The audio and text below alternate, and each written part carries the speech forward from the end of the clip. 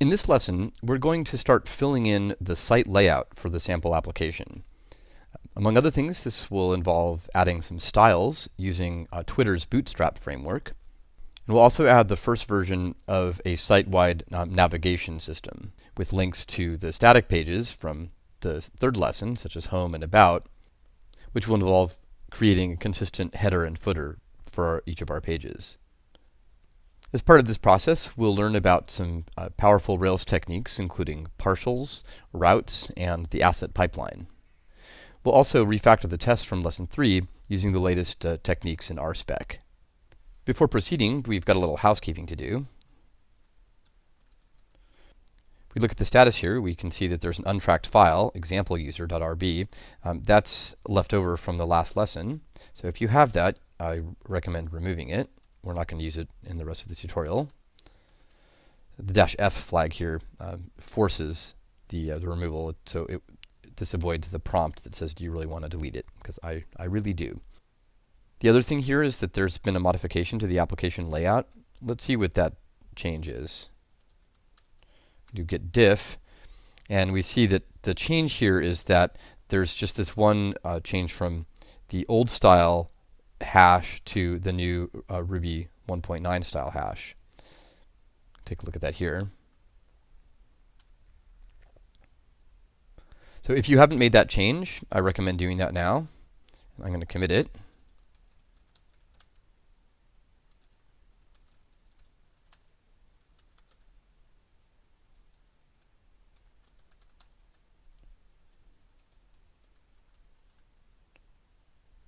And at this point, I'm going to create a new branch for this lesson, which is filling in the layout.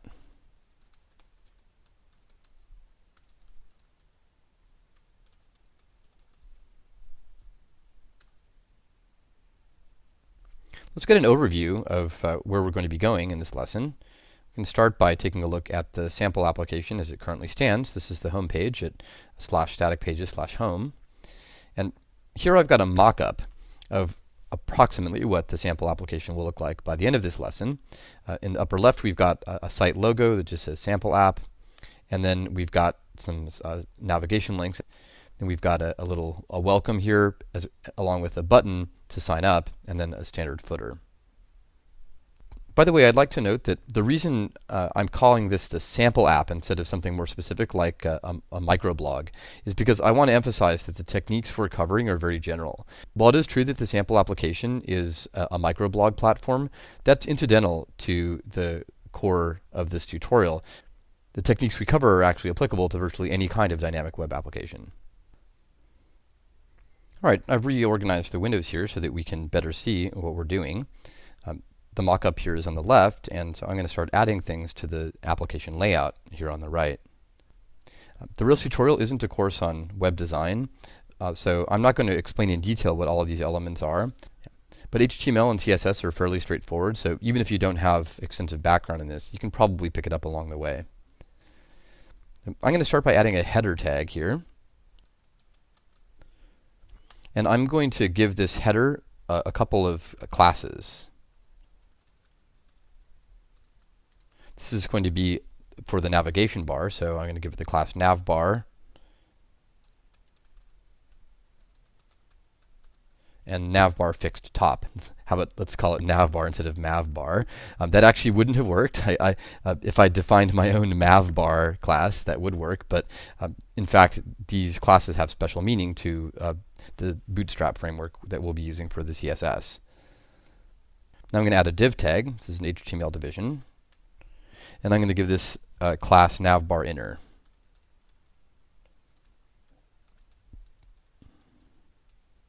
This is not the thing you would necessarily be able to guess without quite a lot of knowledge of the Bootstrap framework, and I'll be talking a little bit later about how you can learn more about Bootstrap and how you might be able to guess these kinds of things in the future.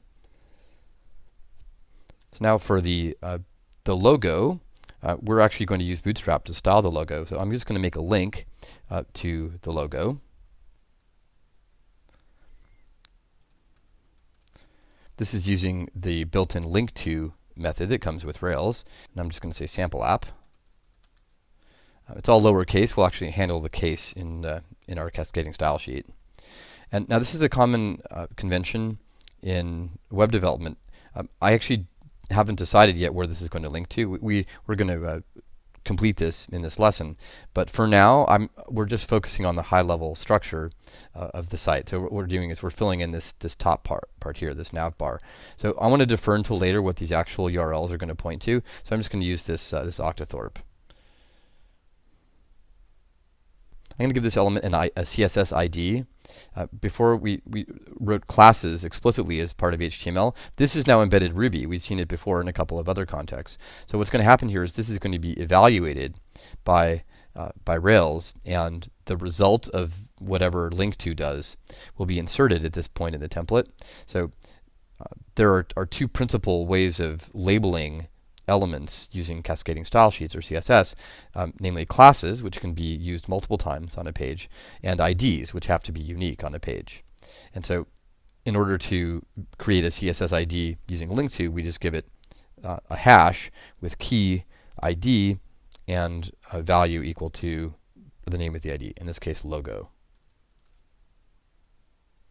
So now I'm going to use the nav tag to define this home, help, and sign in part of the template. And logically speaking, these links are just an unordered list of navigation links. So I'm going to use the UL tag for unordered list. And I'm going to give it a couple of classes. Notice you can give multiple classes. This is a really nice property of CSS. Again, these are specific to Bootstrap. And now I'm going to make some list elements using the li tag. So this is going to link to the home page.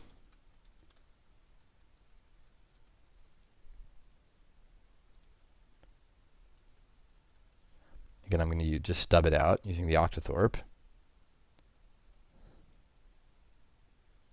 And we're also going to link to help and to sign in. So let's actually just line these up.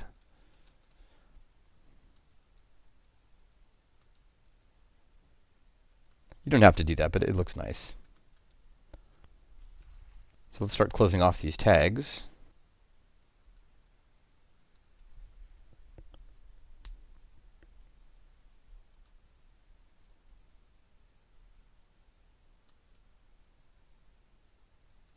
Close off the div. Close off the header. Now, in order to use Bootstrap, we also need to wrap the main body, which is what gets put in by the yield tag here, in an extra class. So we're going to use a div. It's going to be class equals container.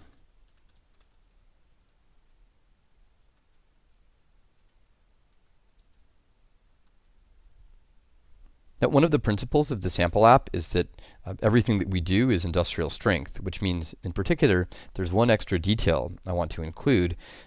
There is this annoyance that Internet Explorer is just the bane of web developers everywhere, web developers and designers. And so one of the problems with Internet Explorer is its behavior is quite inconsistent. And there's a hack, there's a workaround, which is to include a little piece of JavaScript called an HTML shim. And what that does is it hacks older versions of Internet Explorer so that they support HTML5. So I'm going to put that in here. We'll actually tuck this away in a partial in a few minutes, but for now I'm just going to stick it in the layout. I'm going to tuck it away because it's ugly. So this is just awful, and I hate that I have to do it, but this is what you need to do if you want to have an industrial strength website. So this syntax is actually specific to Internet Explorer. Everything else, every other browser will ignore this. In fact, this here is an HTML comment. So this is ignored by everything except IE. And what this syntax says is if less than IE 9. In other words, for versions of Internet Explorer less than 9, we're going to include this JavaScript. And the source is actually up at googlecode.com, so let's put it in.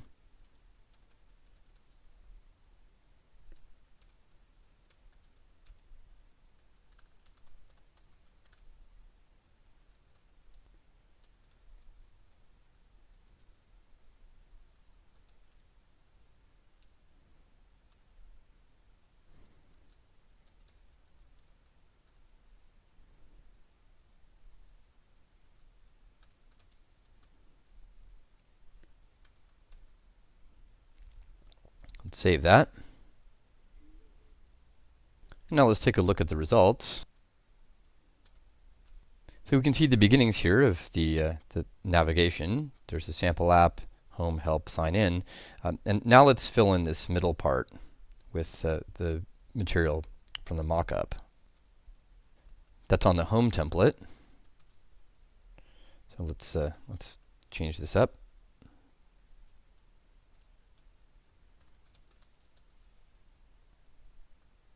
Going to add a link to the Sign Up Now button.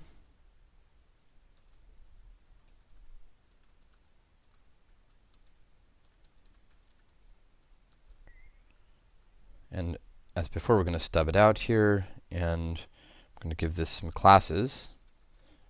So the way you do a class in this link to is just as a hash. By the way, this syntax highlighting is it's actually pretty tricky to get this just right. It's highlighting it as if it were a Ruby class and not a CSS class, but it's essential to understand that this has nothing to do with Ruby classes. So let's put these in. This is going to be a button, BTN, and it's going to be large. It's the primary button. Again, these are specific to Bootstrap. And we're going to wrap this whole thing in a div. This is also specific to Bootstrap. We're going to give it some classes. It's going to be centered. And this is a particular class in Bootstrap called Hero Unit. And I think I included it mainly because I think it's cool that there's a CSS class called Hero Unit. Let's close this up. And I'm going to add one more link just to show you how to link to an image. I'm going to link to an image tag.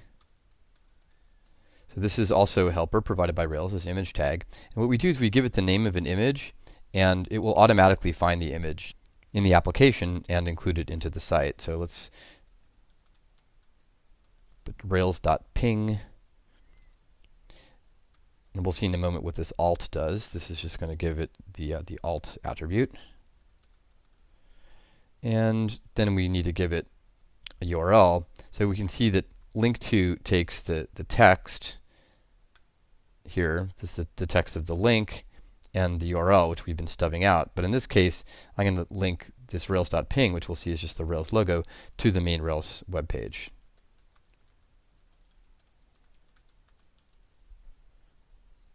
Save that and take a look at what happens.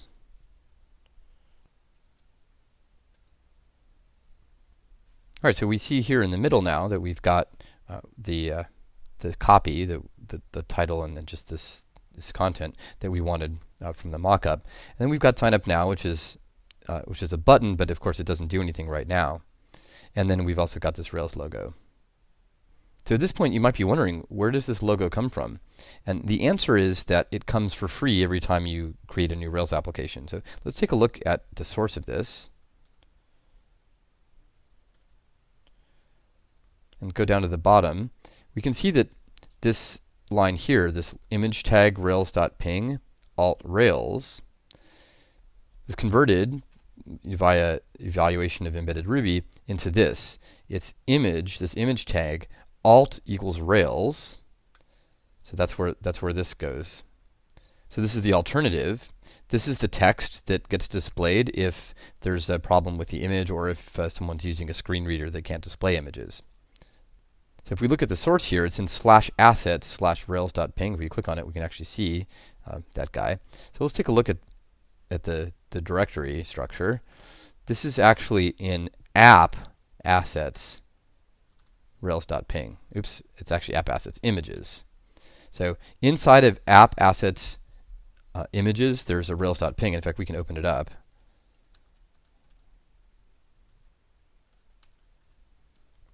So you can see that there's a Rails logo here.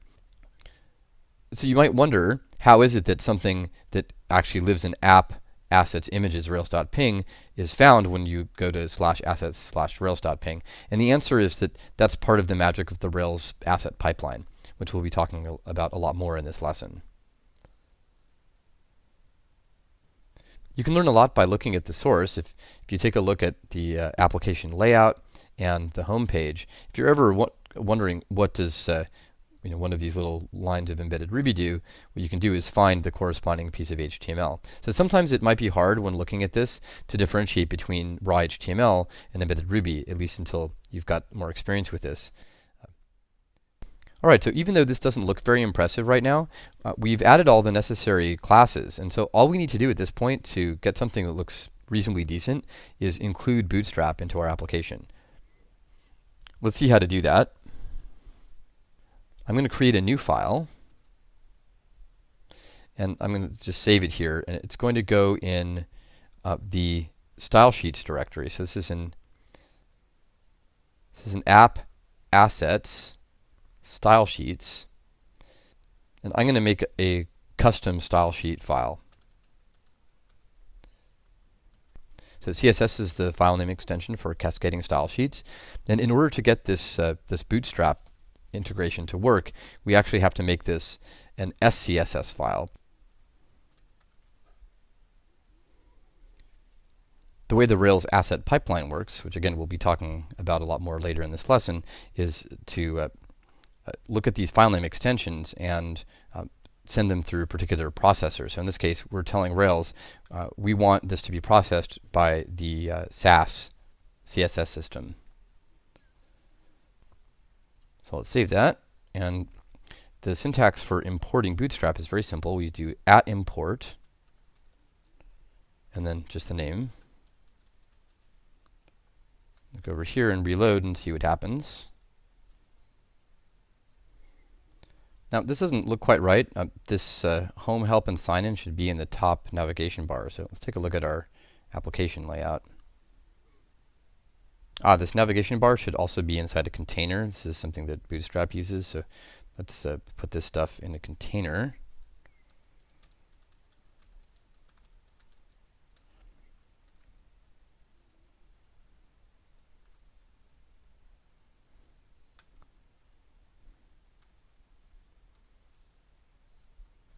This is the sort of thing that sometimes happens when you're doing design. You'll get things to the point where you think they're going to look okay, and then they don't look right, so you have to come back and start fiddling with the HTML structure. Let's reload this now. There we go, that's more like it. So it still doesn't look great, obviously. We have a lot more work to do, but now we've got the sample app logo up here in the top left, and we've got the navigation links here. So by the way, if this doesn't work for you at this point, it's probably because you need to add the Bootstrap SAS gem. This was covered in lesson 3, where I went to the gem file for the Rails tutorial. Just as a reminder, it's at bit.ly/Rails tutorial gem file. So here it is. But remember, don't use what you see here. Use what you actually find at that site, because it's a lot easier to update this file than it is to update the screencasts. So if you use that gem file and then run bundle install, it will install Bootstrap SAS. You might also notice that we've made this application layout without writing any tests. We actually are going to write some tests later on, and then there's an exercise which I'll solve showing how to use tests to make sure that these navigation links are correct. At this point, we could be writing tests for the presence of, say, home, help, or sign in. But as we'll see later, it's easier to wait until we actually know what the links are. So right now we've got these little stubs. But once we have the right URLs, we can actually just click on these links inside of the test. I also find that test-driven development doesn't work all that well when you're doing this sort of design work. It's still a good idea to make tests, but oftentimes it's more convenient to write them after you've done the design. All right, we've got the basic Bootstrap. Let's add some custom styles. I'm not going to explain what all of these mean, and in fact, not all of them even apply right now.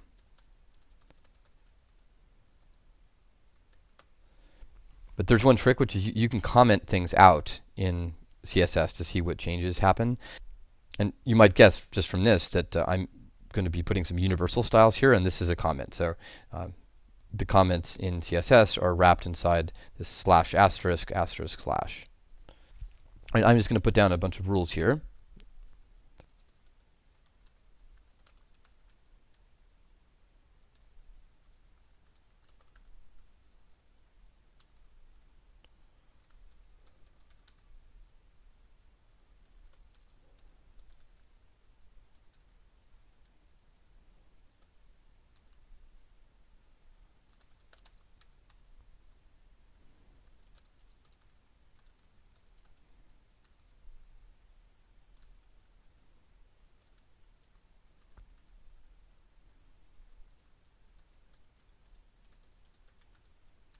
Some of these we won't be using until much later in the tutorial.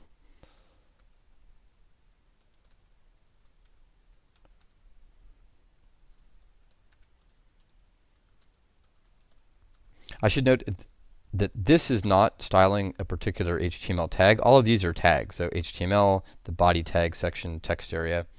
Dot center here refers to a class. And so in particular, right here, when we did center here, this is not part of Bootstrap. We're defining this right now. So when we say class equals center, this dot center is going to style that.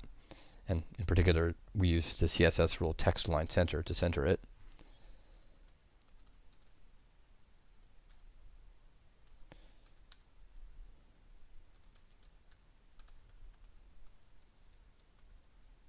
I should also note that everything in here is just pure CSS. We're not using any features of this SCSS file except for this Bootstrap line.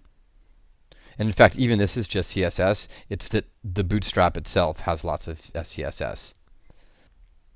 Later on in this lesson, we'll convert some of this CSS to SCSS and see what SCSS is all about. But for now, let's reload this page and see what we get. Ah, that looks a lot better. So now I'm going to add some CSS for typography.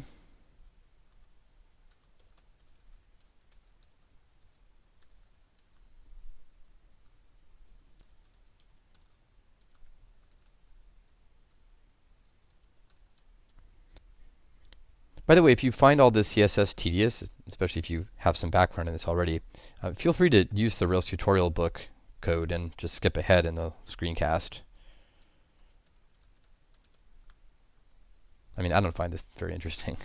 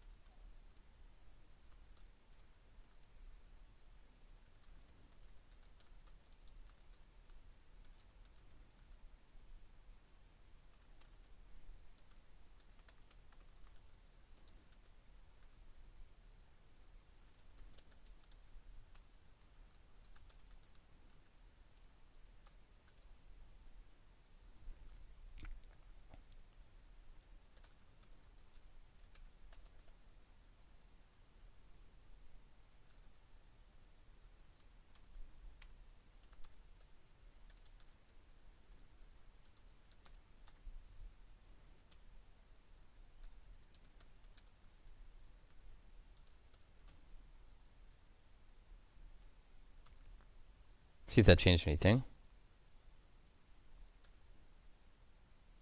Yep, not a whole lot at this point. In fact, it's not clear anything changed, but we'll be using that a lot later on in the tutorial.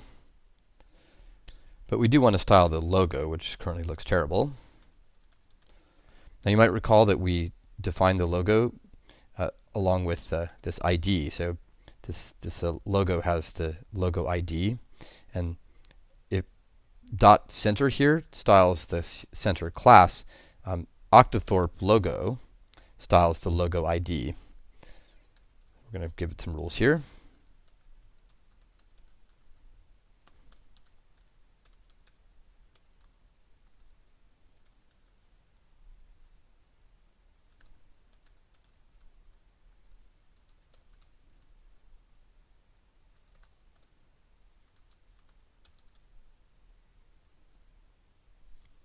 One thing you might notice is that I've used color a couple times here. Here's color 999, FFF with the Octothorpe character. As we'll see in a moment, the color FFF is actually just white, and it's actually shorthand for FF, FF, FF. This is the red value, this is the green value, and this is the blue value, so this is RGB. And each of these is represented as a hexadecimal digit of length 2, which ranges from 0 up to 255. So what this says is max out red, green, and blue, and that yields white. And when you have repeated things like this, you can just compress it down. So this 999 is actually 999999.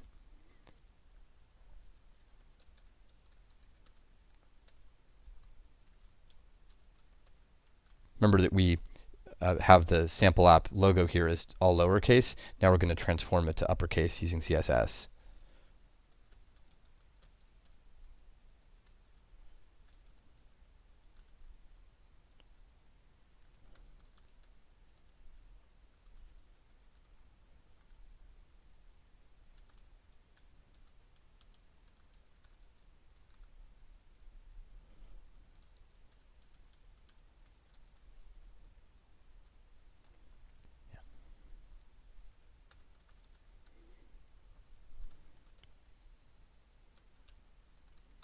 This is going to determine what happens when we hover over the logo.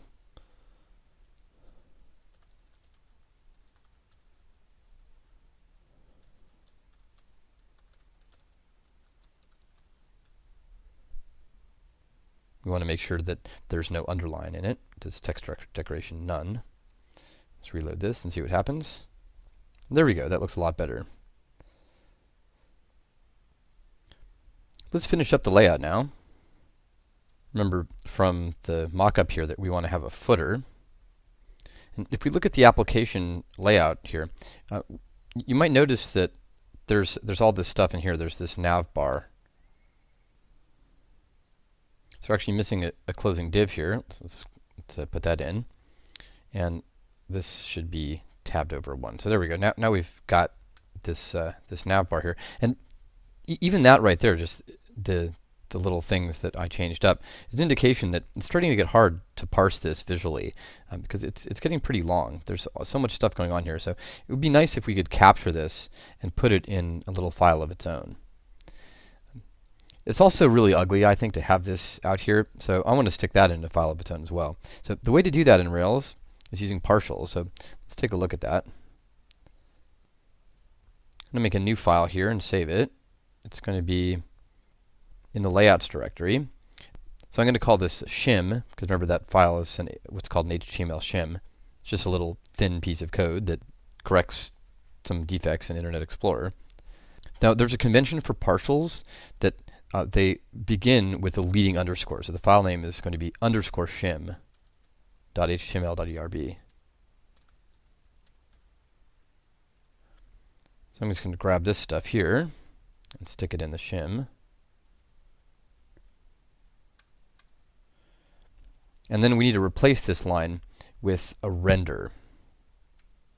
So what we're going to do is just insert the code from that partial right here in the layout.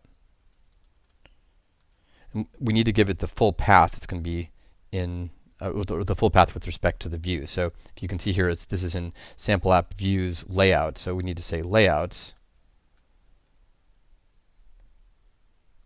shim. Let's grab this nav bar too. Let's cut this, make a new file. This is going to be header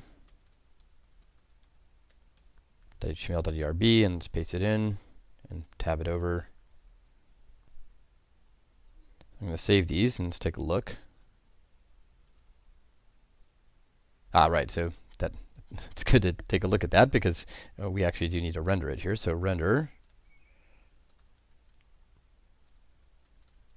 Notice that we don't put the .html.erb. Rails knows that part. And also we don't put the leading underscore when we're rendering it. The underscore is a convention that lets you see at a glance all of the partials, but when we're rendering it, we leave off the underscore.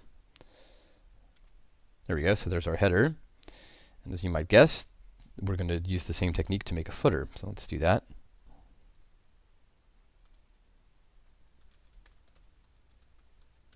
By the way, sometimes if you have a partial that's used on multiple pages, you'll want to put this in what's called a shared directory. We'll just create a new directory called shared later on. And some Rails developers put all of the common elements in a shared directory.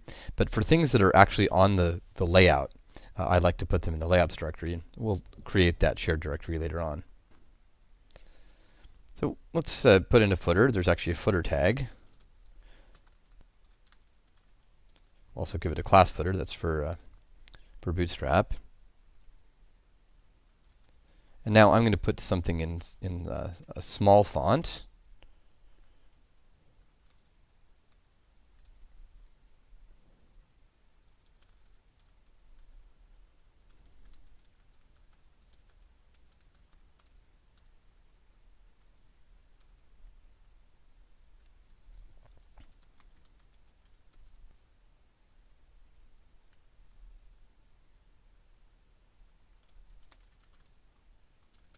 Put a footer there with the name of the tutorial, and then I'm going to make some nav links.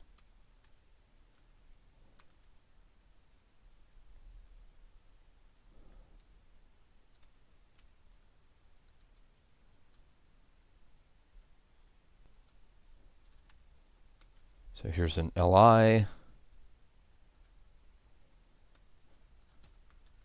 and remember what we have here. Let's link to about, and we'll just stub it out here. And we'll also link to contact. Just line these up.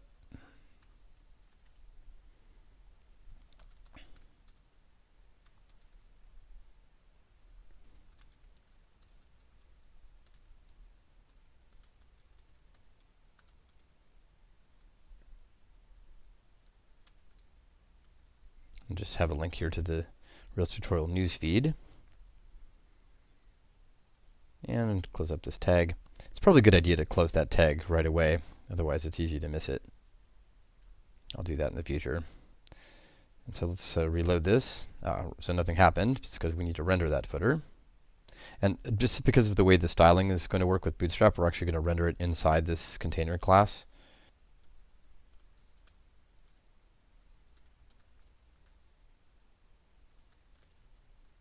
All right, let's take a look at this. All right, so there we go.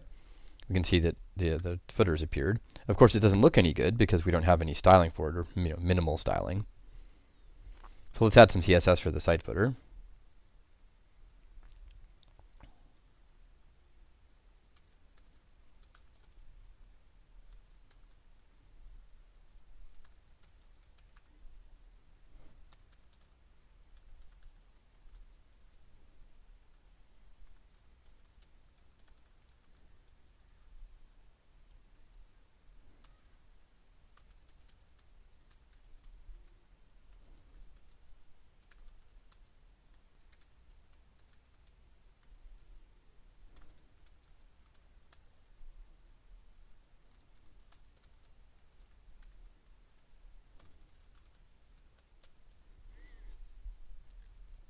As we're making this CSS, keep an eye out for duplication. Notice we have footer here and here. The color is now repeated, right? This 999 is repeated. Those are some things we'll try to refactor once we start using Sass later on in this lesson.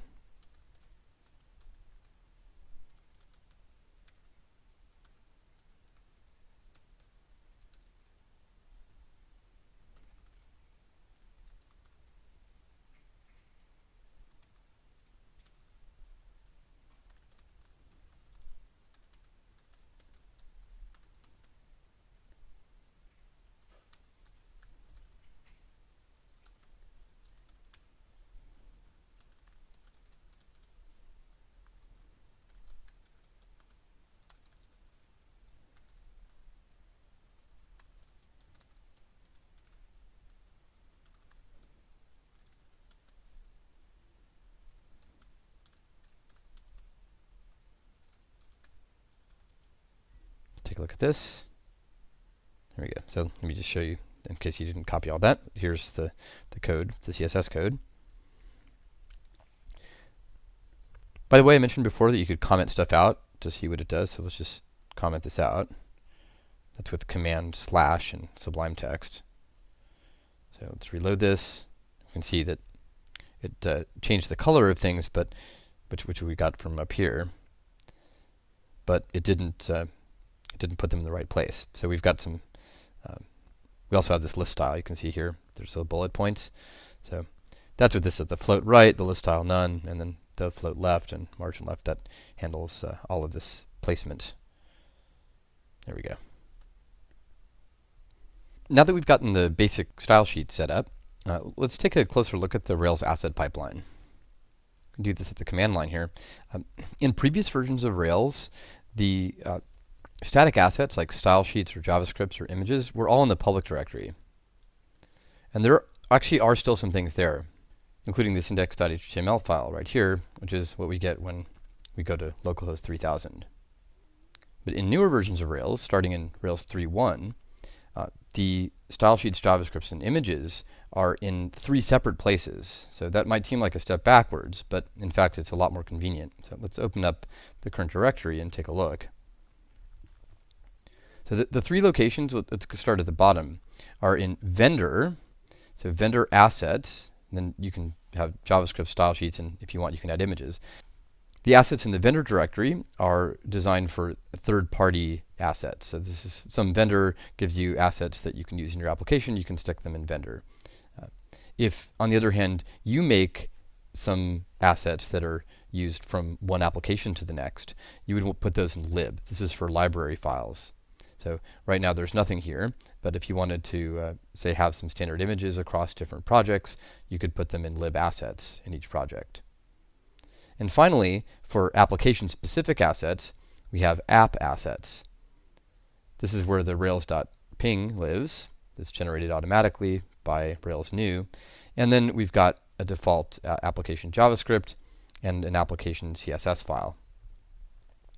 Now, we created our custom CSS file earlier on in this lesson, and we put it in this directory because this is specific to our current application. You might also note that there's a static pages CSS file. This is generated by the static pages controller generate command. We won't actually be using this anywhere in this lesson, or indeed in this tutorial. In principle, though, we could put things in here and have lots of different CSS files. And indeed, that's a good practice in general, but for the purposes of this tutorial, I'm just going to put everything in custom.css.scss. Now, you may wonder, since we put styles in there, which are clearly have been reflected in the sample application, how can it be that they actually show up? Because if you look at the actual files that are included, we saw that only application.css is included. So let's take a look at that. So here's application.css. You might recall when we looked at the CSS file, we saw some comment characters. These are the CSS comment characters. That we were seeing this file inside the browser, except for 2 lines. There are 2 lines here that we didn't see, and that's because they're actually code used by a system called sprockets. This here says require tree dot, and this dot is the current directory in this context. What this does is it includes everything in the directory tree under style sheets. In particular, this is the line that includes all of the custom CSS. And then require self ensures that any CSS in this file is also included. So for example, if we were to add a style to the paragraph, we can say colored green. We can see that it changes the color of the paragraph here.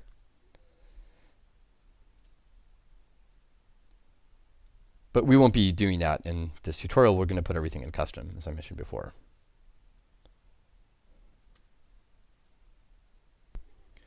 The Rails asset pipeline refers to the way that Rails packages up all of these assets and puts them together for the final application. One effect of this is that by putting file name extensions on files, you automatically tell Rails which preprocessors to use. So for example, if we were to put custom.css.scss.erb, we could actually put some embedded Ruby in this CSS file.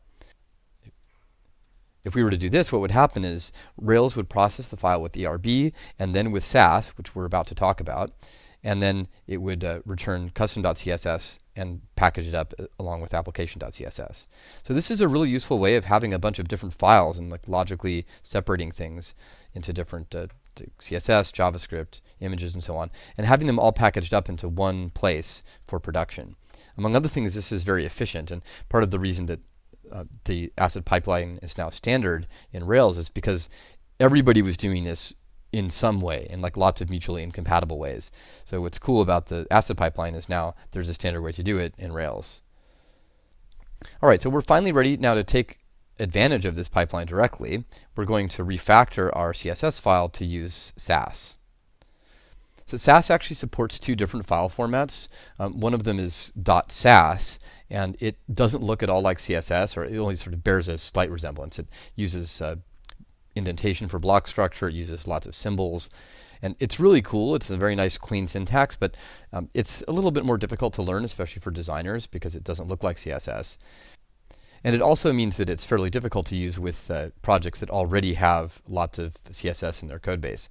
So we're going to take a look at the other format supported, which is the Sassy version, or SCSS. SCSS is a really useful format because it's a strict superset of CSS. That is to say that every valid CSS file is also a valid SCSS file.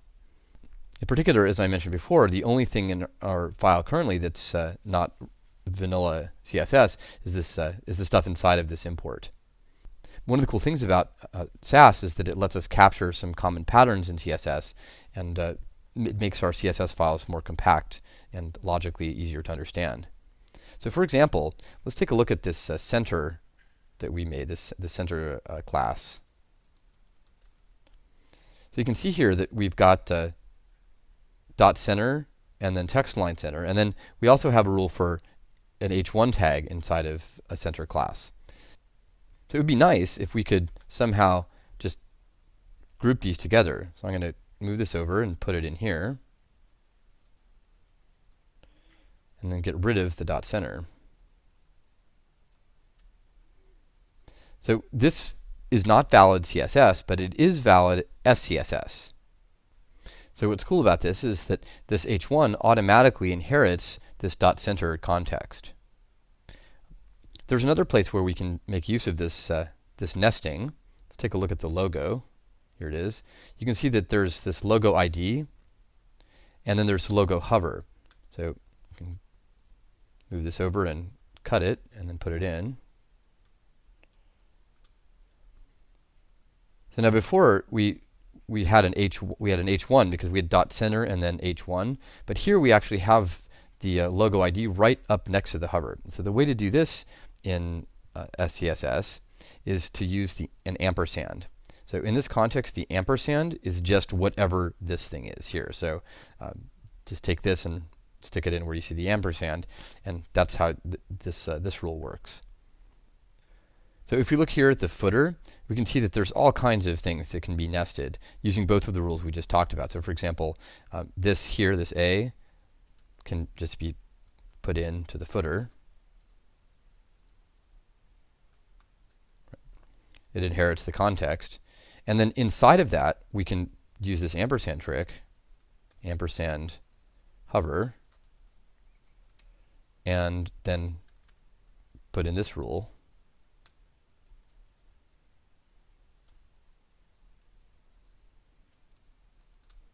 And then we can stick the small in like this.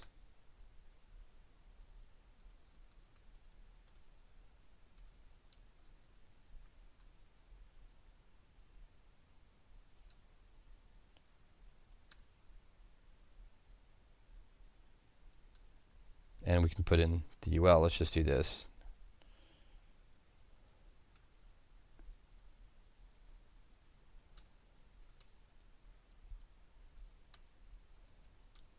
UL, and inside of the UL we've got this LI, so we can put this in.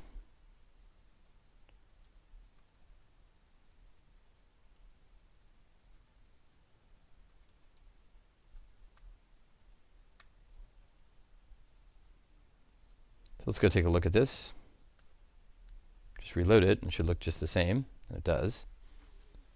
So this is a lot more convenient, being able to indicate the structure of CSS with this indentation and the nesting. Actually, we don't need the indentation.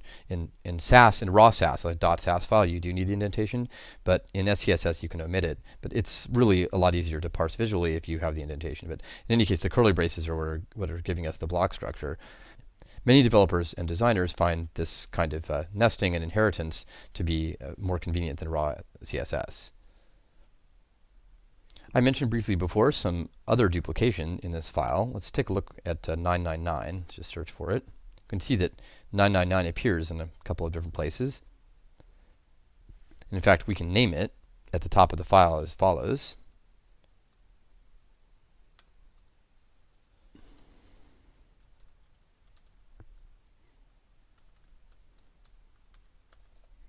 You can just define a variable, $light gray is 999, and then we can search for it. And we can replace this with $light gray.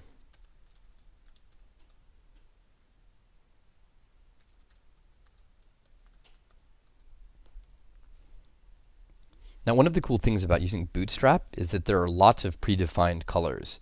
Let's take a look at some of those. So here's the Twitter Bootstrap homepage. Let's take a look at some of the colors. The custom Bootstrap colors come as part of what's called less, which is a CSS preprocessor. It's very similar to Sass, and in fact, the Bootstrap we're using is not raw Bootstrap. It comes care of the Bootstrap Sass gem.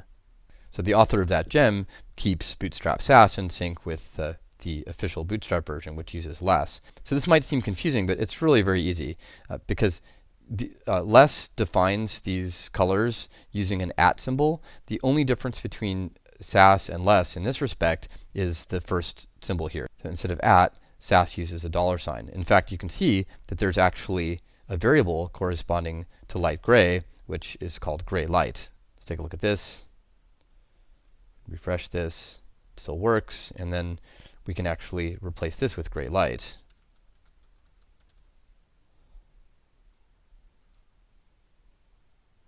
Get rid of this.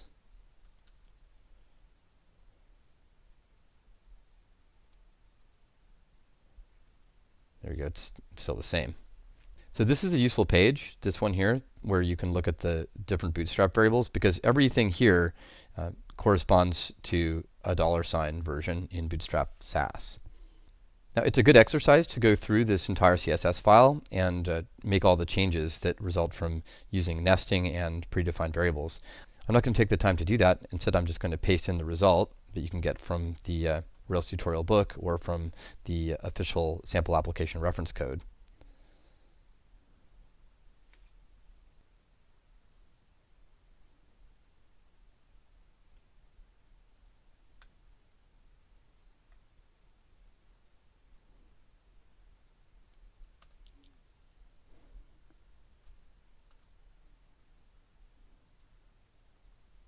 As you might guess, Sass can do a lot more than just nesting and variables, but for our purposes at this point, this is a great start.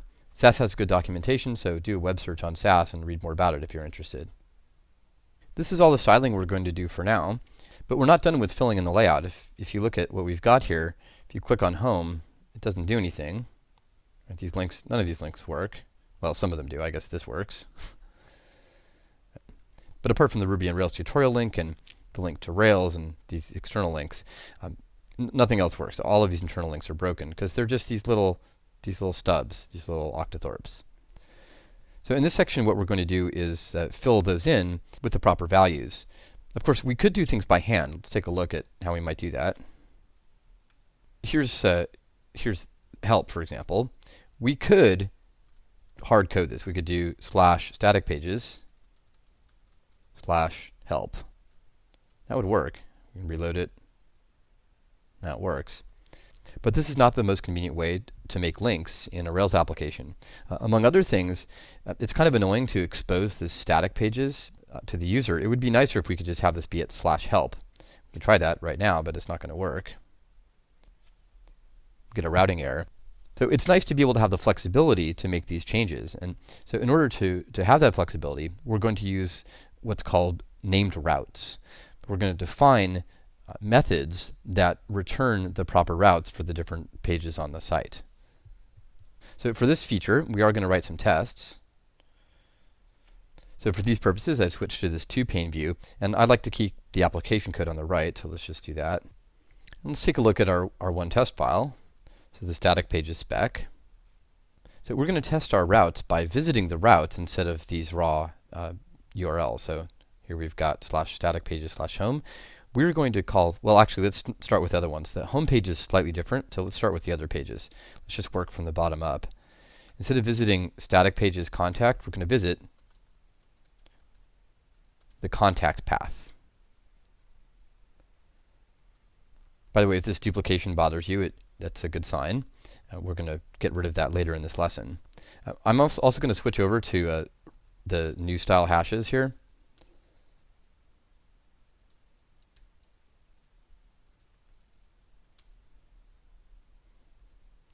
So we're going to visit contact path. Going to visit about path.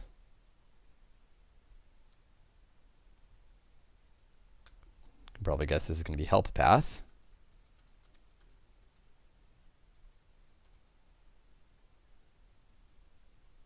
Change these over.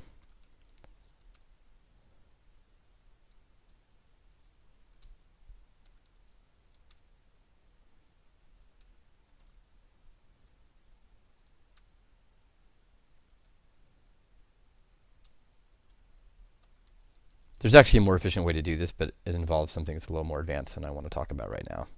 Ordinarily, I would do this with a regular expression, search and replace. Okay, so that's help path. Now, here you might guess that we're going to say home path, but I didn't start with home because it's actually something different.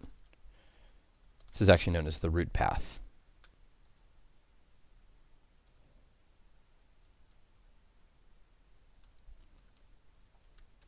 Do this.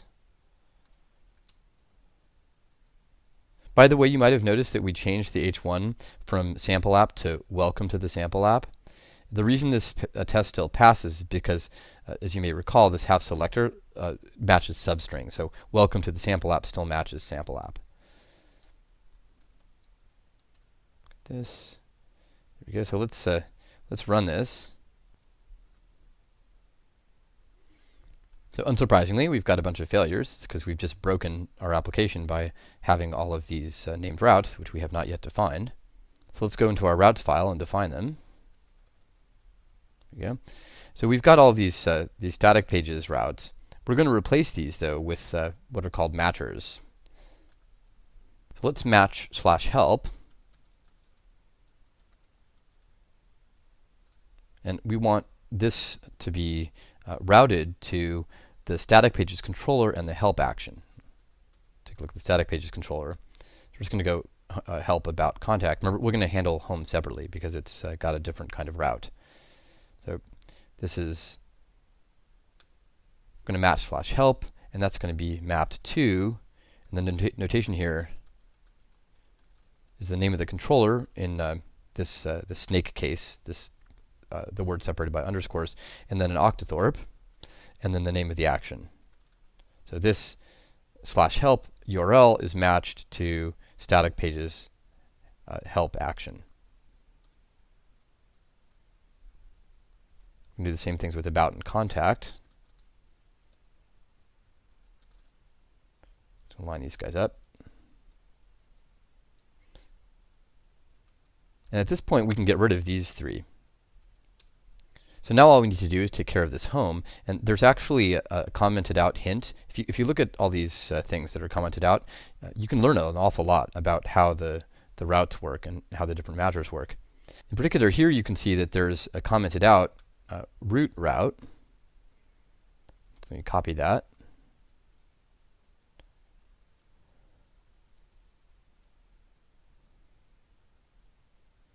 Get rid of this now. There was something in that commented out thing, by the way, that I've just ignored, and it's about to bite us. So this is actually a really useful debugging exercise. So let's rerun our tests. See if you can figure out what's going to happen. Actually, everything is failing still. And the reason for that, even though we've just defined all these routes, is that I'm running a Spork server. So I'm going to have to restart that. Remember, when you change the routes, you have to restart Spork. So let's take a look at this, run all these tests. So let's take a look at the actual application. So we need to make this /help. So that works. What about /contact? It's also the help page. So you can see we actually need to change this. You probably noticed that before. I didn't. So is what happens sometimes. All right, let's do those. And so now let's rerun our tests. See how many ones are passing. Oh, remember we have to restart Spork. This is annoying. Like, I have to admit this is annoying. Spork is worth it a lot, but actually, why don't we just disable it for now?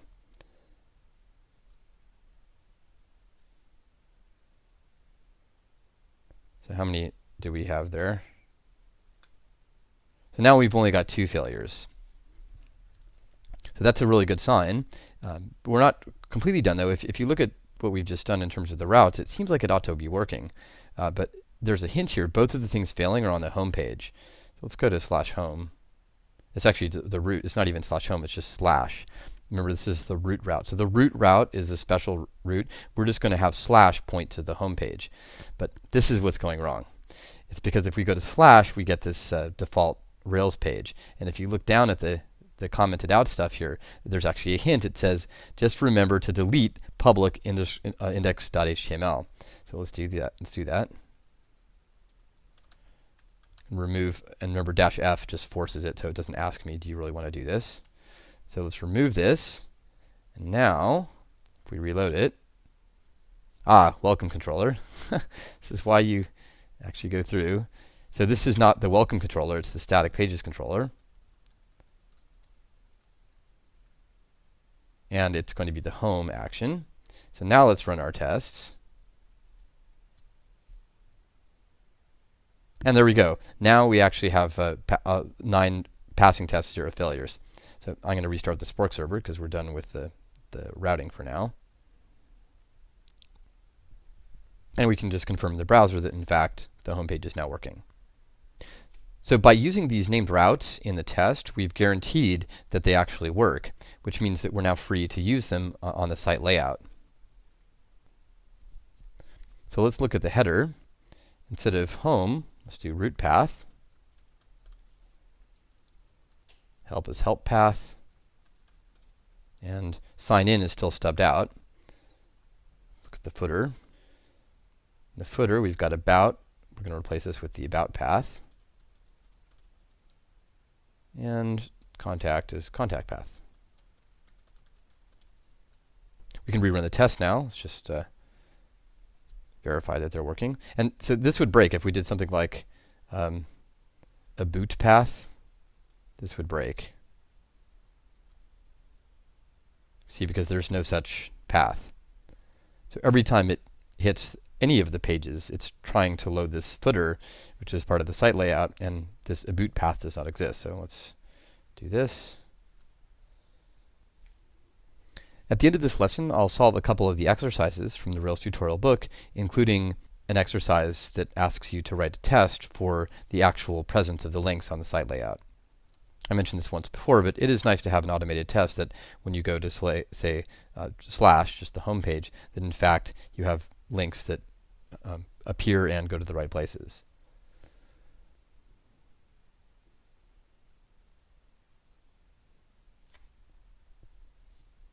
It's annoying to have to do that sequence by hand every time. It's really nice to have an automated test take care of it for you. In fact, we actually missed something in the header. Let's take a look at that and write a test to catch the problem. Here in the header, you can see we have our links to the home page and the help page, root path and help path, respectively. But notice also there's a link here to the site logo. Right now it's just this stub, but the usual web convention is for the logo to link to the home page. In other words, this logo in the upper left should link, instead of to this little stub, it should link to /, which is the root path. So let's write a test to catch that. We can click link sample app. Now we've been using the title to test the page here, but if you recall, the home page actually doesn't have a per page title. So if we were to do this, this test will actually pass. And the reason for that is because if you go to this page, the contact page, and look at the title, you can just look at the page source, it has the base title as part of the title. Whereas if you go to the home page,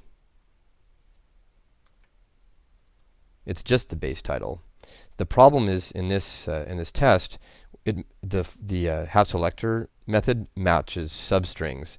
So this full title actually does match the title on this contact page. So we're going to have to use some other way of testing it. We need something that's unique to this page. Let's just test for the H1.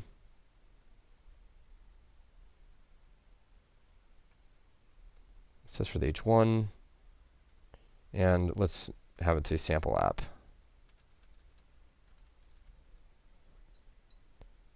By the way, if you're using a get and then the URL directly, you can actually test that it renders the right template. And there's an example of that later on in the tutorial.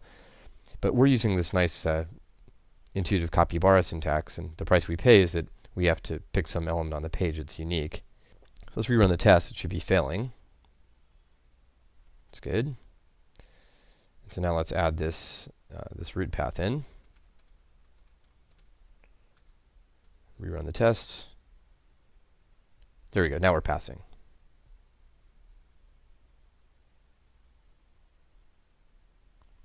So now we see that if we click on this here, it takes us to the home page, and we can navigate as usual.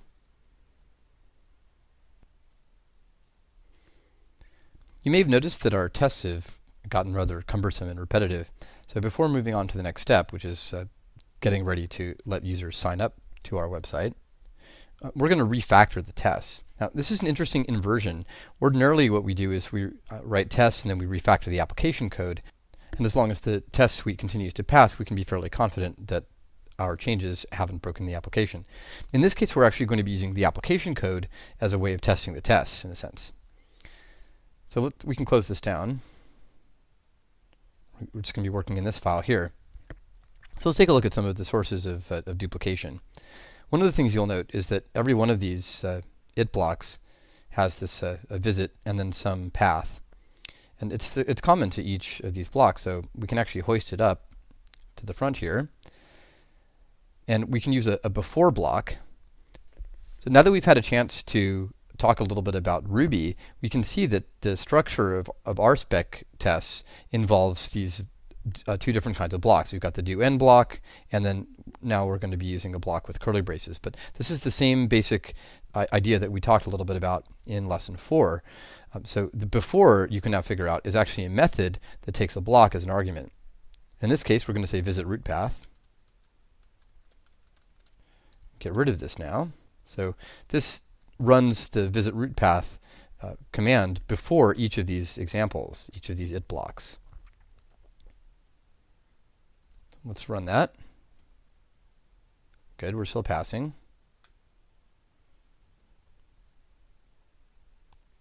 We're going to do the same one down here.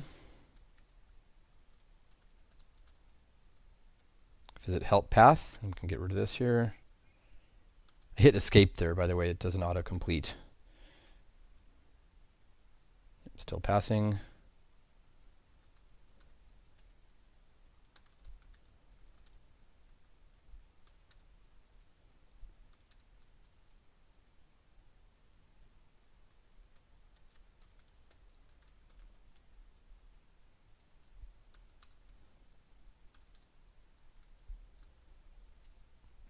Oh, there we go. So there's a mistake.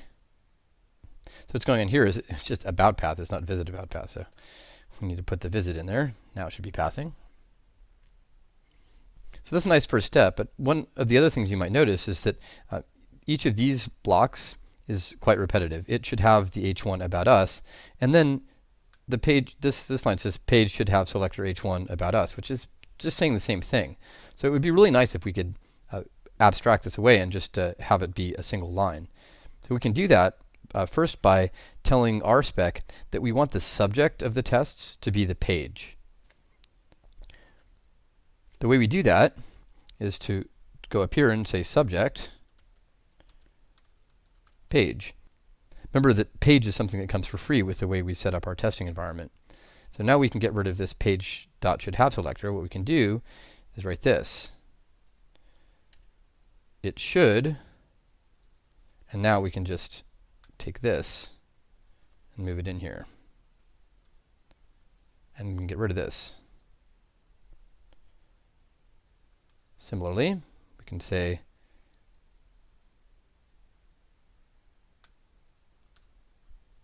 it should have selector over here, and you can see we can actually go on another line here with our block. We're actually going to fix this. This is one more thing. It's ugly that this text is on a separate line.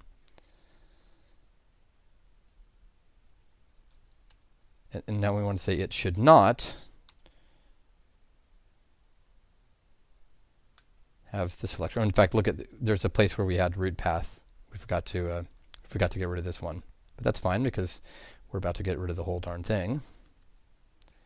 There we go. And I'm just going to eliminate some of the white space. And so you can see this is a much more compact way of writing the test. So let's run our tests. Okay, good. It's still passing. So I'm just going to do the same thing with these other ones.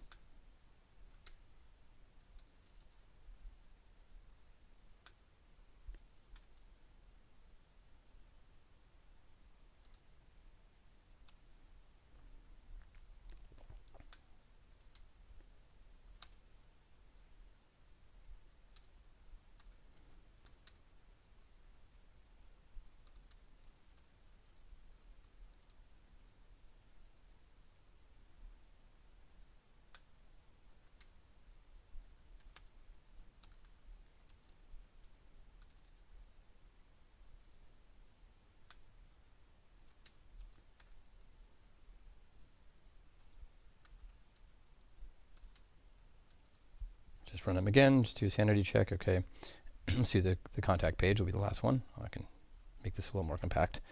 All right, so here we go.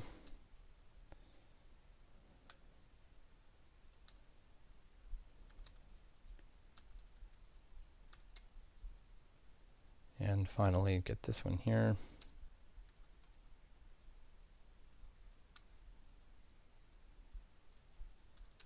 Actually, let's just leave this in, see what happens. We'll see that everything croaks here because there's an extra end, so the whole thing is just broken. So it's always nice to see that things are actually working. Great. So now we've refactored all of those it blocks, and now we have this really nice compact way of writing our RSpec. All right, now I want to get rid of this this duplication. That we've got this Ruby on Rails sample app. Remember the way we handle this in the application helper. We have this full title helper. So I'm going to make a helper that can be used in the tests. So what I'm going to do is I'm going to make a utility, and actually let's save this. I'll just make a new one and save it. And so this utility is going to be in spec, and we're going to make a new directory called support. Make a new folder called support. This is just something you have to learn about RSpec. Oops, that's no good. Yeah, this is fine. And so any files we put in the support directory will automatically be included as part of our RSpec environment. So I'm going to call this utilities.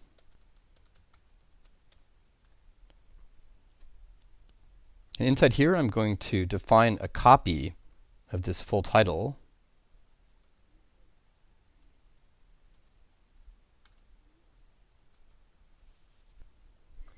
Now, if this duplication makes you a little unhappy, that's a good sign, and we'll talk a little bit more about that in a moment and then again at the end of the lesson. But for now, this is automatically included, so we're going to go in here and just say that this text is the full title with no page title, just the empty string.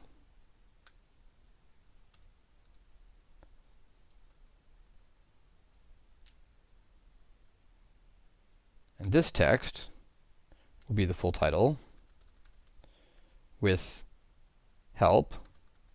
Notice one of the nice things about this, now it's short enough we can fit it on just one line. This here is going to be about us.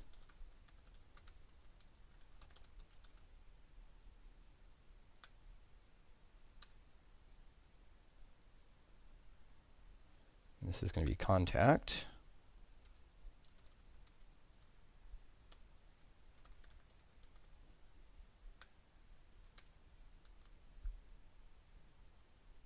So let's run the tests again, and you can see that we actually have some failures. See if you can figure this out. I've just added a new utilities file that gets loaded by RSpec. So this is the kind of thing that will happen if you're running Spork. And with experience, you'll be able to figure out very quickly what's going on. So I actually knew that was going to happen. So what happens is the utilities file is part of loading the environment. So we have to restart Spork, because remember that the whole point of Spork is it loads the environment only once. So now let's run these tests. They should pass. There we go. Now the reason that I made a copy is because suppose there were a typo here. We had Ruby on Rails tutorial. Now the actual application is broken. So it's important for the test to break as well. So let's rerun the tests. So the tests have broken, but if we just use the application helper itself, if we use the same full title method, the test would pass at this point. So we need some way of ensuring that the base title is actually correct.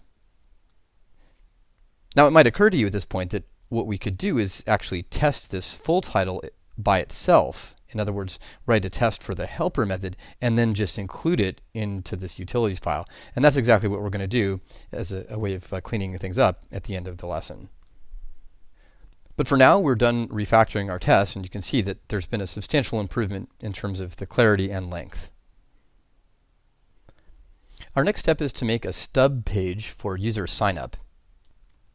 We won't actually get this page to work until 2 lessons from now, but this does give us an opportunity to apply some of the other ideas that we've learned in this lesson. We'll start by generating a new controller. So let's think about what a sign-up really is in the context of a web application. A sign-up is the creation of a new user. So we talked a little bit about this idea of the REST architecture in the demo app. In the context of the sample app, that means that we need the same thing we did before, which is to say a user's controller that's going to control access to the creation of new users. The users themselves will be represented using a data model that we'll be developing in the next lesson. So for now, we're just going to generate a controller. I'm going to Rails generate controller. The convention on this is for it to be the plural. We're thinking of users as a resource. And I'm going to say that we definitely want a new action. The new action is going to be the sign up page. And I'm going to pass it an option here, no test framework.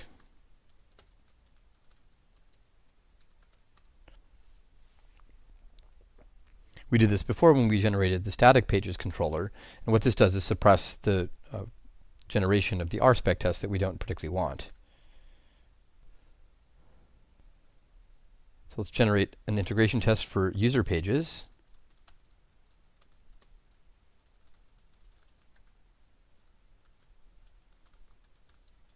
And this generates a request spec called user pages spec. There it is.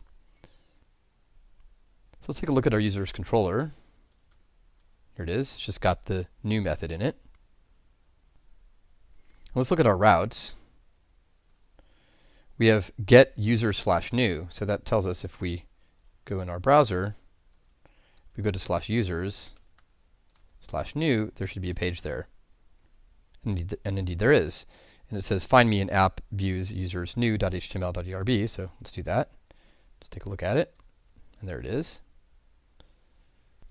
Now instead of /users/new, we're going to have the URL be /signup. So you can probably figure out how to do this based on the routes here. But before we do that, let's write some tests for our user pages. Here's the user pages spec, and I'm just going to get rid of this stuff in here. User pages. We're going to describe user pages, and an analogy with our static pages spec. We're going to tell RSpec that the subject is the page. Just copy that.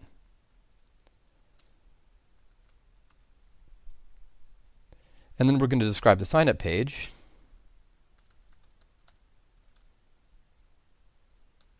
Before anything, we're going to visit the sign-up page.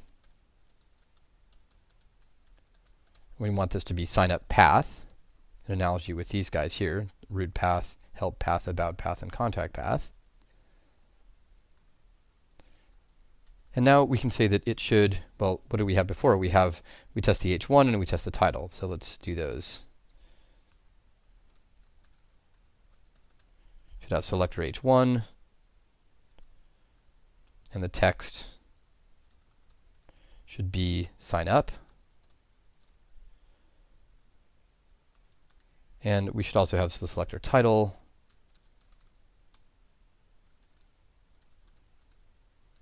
With the text. Well, it's going to be the full title, and then the per page title will be sign up. So we can do this.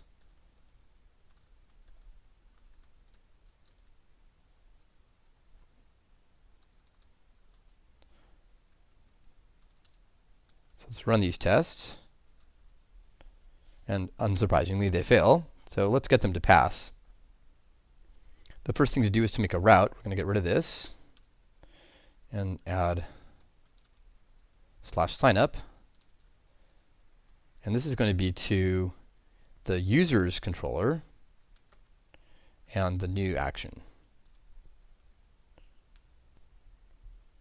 Actually, I want to organize these a little differently. I'm going to put these the sign up here. We're actually going to keep these static pages at the bottom because they're not particularly important, and we're going to be adding most of our new routes right here. Notice that we haven't tested for the content of the sign up page, and that's because we're actually going to punt on that until lesson 7. All right, so to get these tests to pass, we're going to have to restart the Spork server. Let's do that right now.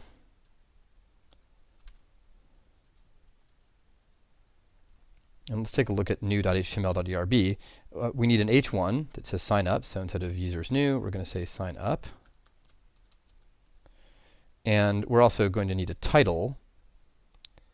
Remember, the way to get a title is to use provide. And then give it a symbol.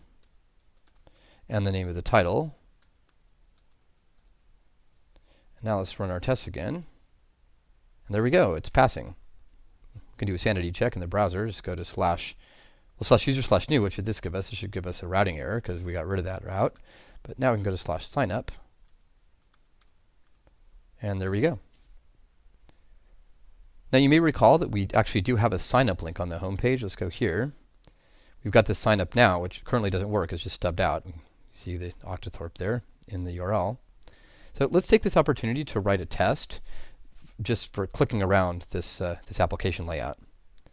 So these are going to be part of the static pages spec. So this is inside the describe block for static pages, and I'm just going to say it should have the right links on the layout.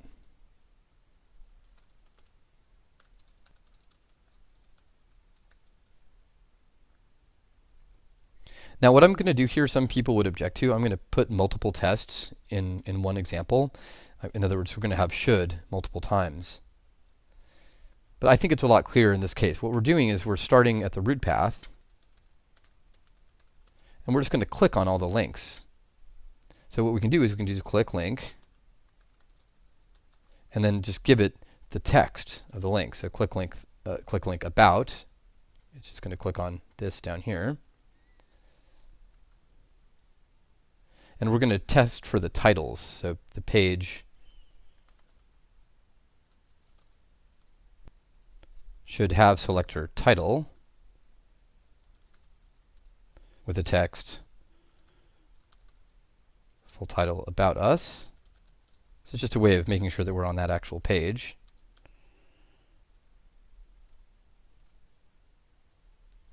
By the way, you might notice that we're actually doing the tests after the application code in this case, which is fine. This is still testing something very important about the application. So now we're going to click the help link, and it should have this title, help. I'm going to click the contact link. One of the cool things about this is that by doing this, we're actually going from page to page, and we're verifying that in fact it's on the layout and not somewhere else. So we've got help, got contact. So let's have the click link help here, or actually contact.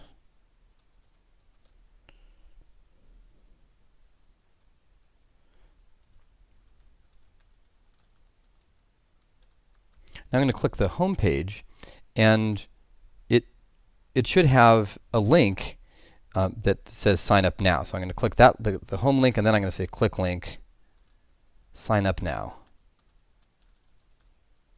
So this will break if there's no such link. And this page should have the full title sign up. So I've just broken the test, at least I hope so. Nope. Oh no, you know what, I did Shift Command E there, so I actually want to Shift Command T to run this file. There we go. So we've got a failure. So if we comment these out, let's just verify that it should, I think it should be passing with this. Yeah, there we go. So this is the thing that's breaking. So the reason I did this is because the home page has this one stubbed out link, sign up now. But we now have a route for the sign up page. It's at /signup, and so that gives us the named route sign up path.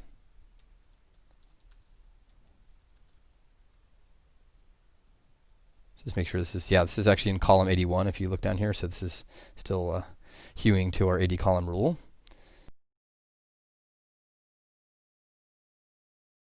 Now there's one last thing I want to do. I want to get rid of this duplication we have in the utilities. So let's do that.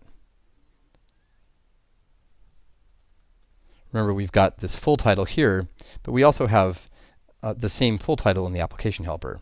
So what we're going to do now as a final step is write some tests for the application helper itself. And that's going to be in spec helpers, application helper spec. So let's take a look at the command line.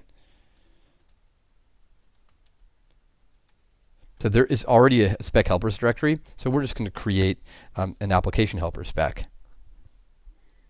This is a nice use of the touch command, by the way. You can do this however you want, but I'd like sometimes to do it this way. Spec helpers application helper spec.rb, and now we can actually just open it up. Oops, we want it over here, don't we? So the way this works is we're going to require the spec helper, which we always have to do, as you can see this at the top. And now we're going to describe application helper. And it's not going to be in quotes. This is actually just describing the helper. This is a constant, it's a module right here. We're going to describe the application helper, and we're going to, in particular, describe full title. This is in quotes now. But what do you want to say about this full title? Well, it should include the page name, the page specific name. I'm just going to fill these in. It should include the base name. This is how we're going to avoid this problem where if there's a typo in the base title. It should actually be title.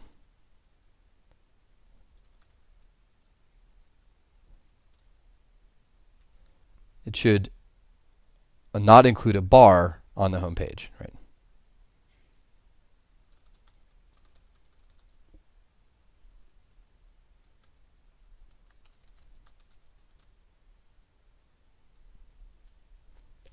So inside each of these blocks, we're just going to call the full title method. Now, it's automatically included in this application helper spec. So what we're calling here is actually this full title. So we're going to do this full title. And we can just put whatever we want in here. The full title of foo should match the pattern foo. So this should equals tilde slash foo. Now this is what's called a regular expression match. And we'll talk a lot more about this in the next lesson. So for now I'm including some slightly more advanced material. So you can just copy this down now and then come back to it after lesson 6, and you'll see that it makes a little more sense. So let's include the base title, full title of whatever, of foo, should include the base title, so we're going to do equals tilde, and this caret means the beginning of the line, or beginning of the string rather.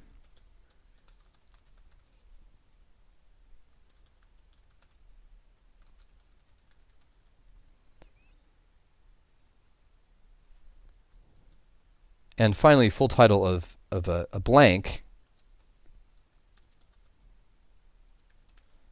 should not match a vertical bar character.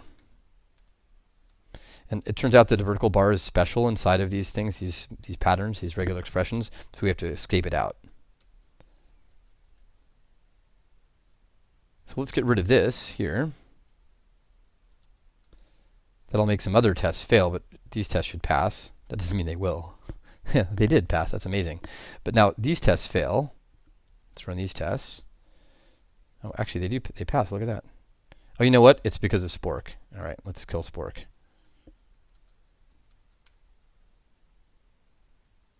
So these guys should have some trouble. Yeah, they're failing now because we don't have this full title helper any longer.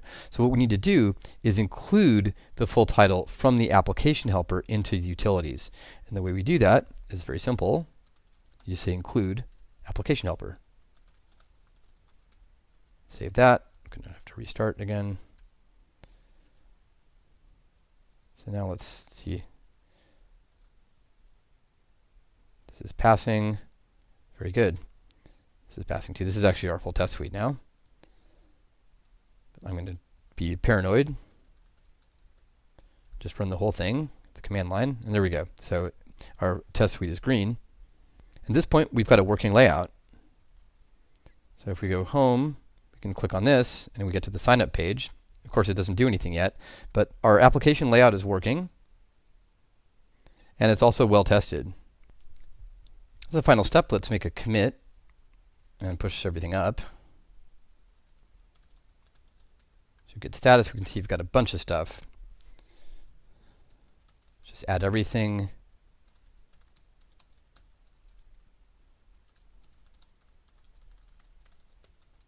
Finish layout and routes, and that was all on the filling in the layout branch, so let's check out the master branch. Oh, so I actually made a mistake there. We actually want to remove index.html from Git. I shouldn't have just done rm. There we go.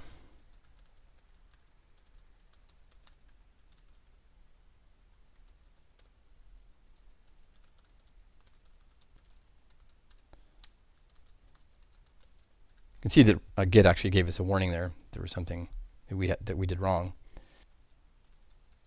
Now we're going to merge in filling in the layout.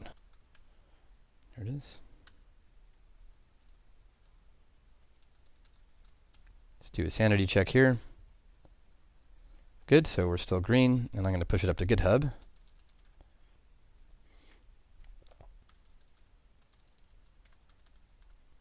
And we'll deploy to Heroku.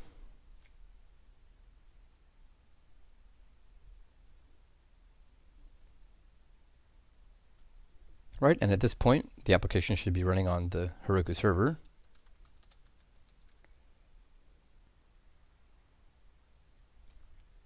And there we go. The sample application is now live on the web. Of course, as a side effect of this, in the next 2 lessons, we're going to make the actual live sign-up page work. This is one of the reasons why you might want to use a random subdomain so that people can't sign up for your web page until you're ready to go. Although the truth is that security through obscurity is probably good enough. It's unlikely that anyone's going to guess this URL. But in any case, this is a great start, and now we're ready to get down to the real work of data modeling and making a truly dynamic database-backed web application.